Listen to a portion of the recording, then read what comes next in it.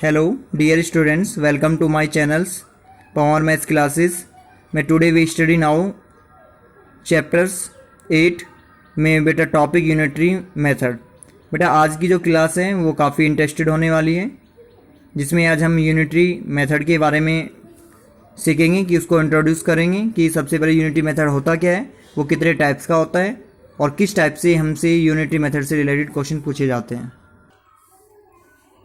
बेटा यूनिटरी जो मेथड होता है, unitary method is use to the in business maths for all different application. बेटा आजकल की डिफरेंट एप्लीकेशन में बिजनेस के अंदर इसका यूज़ किया जाता है।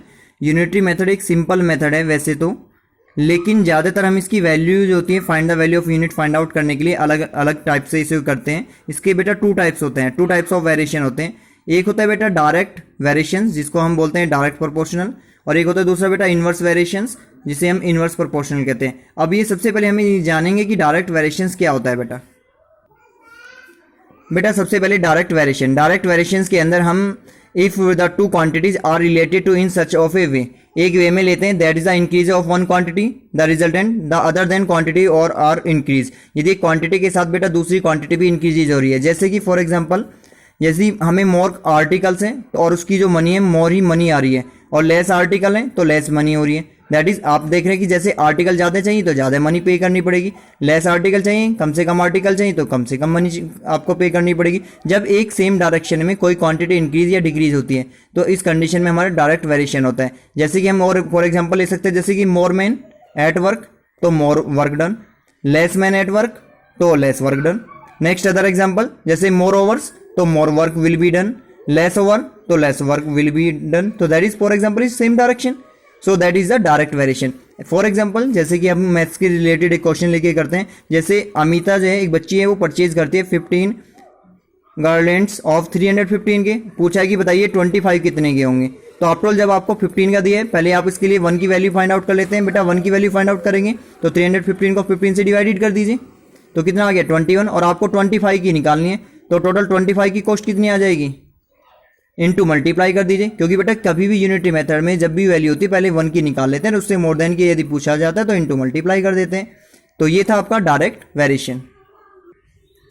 बेटा इनवर्स वेरिएशन क्या होता है? Inverse variation when the two quantities are related to in the such of a way that is increase in one quantity is decreasing. जब एक क्वांटिटी इंक्रीज हो रही है और दूसरी क्या हो रही है बेटा उसके साथ डिक्रीज हो रही है। जैसे कि more man at work but less then time is taken, ज़्यादा से ज़्यादा व्यक्ति किसी कार्य को करें लेकिन समय क्या ले रहे हैं, कम ले रहेंगे। But less then man at work तो more then of time is taken.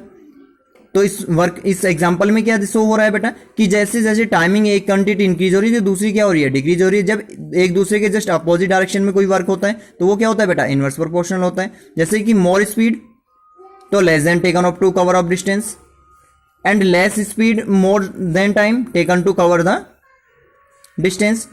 जैसे फॉर एग्जाम्पल अभी मैं एक message, if the 44 man can do a piece of work in 30 days in how many days is 24 man take to do it. आपसे question में पूछा कि यदि 44 man किसी वर्क को एक सेम वर्क को 30 डेज में कर रहे हैं और 24 कितने में करेंगे। बेटा जब 44 मैन थे और आपने उस क्वांटिटी को कम कर दिया, वहाँ 44 की जगह 24 लगा दिए, तो क्या अभी भी 30 डेज में करेंगे? नहीं। तो इसका मतलब क्या होगा, वो ज़्यादा टाइमिंग लेंगे। तो इसका मतलब यहाँ पे आप खुद ही देख रहे हैं कि जब नंबर कम कर दी, पर्सन घटा दिए गए, तो उनकी डेज नंबर क्या हो जाएगी, वर्किंग डेज क्या हो जाएगा, बढ़ जाएगा। तो एक क्वांटिटी यदि लेस हो रही तो दूसरी क्या हो रही है, मोर हो रही है। तो ऐसी कंडीशन में क्या होता है, इनवर्स प्रोपोर्शनल होता है।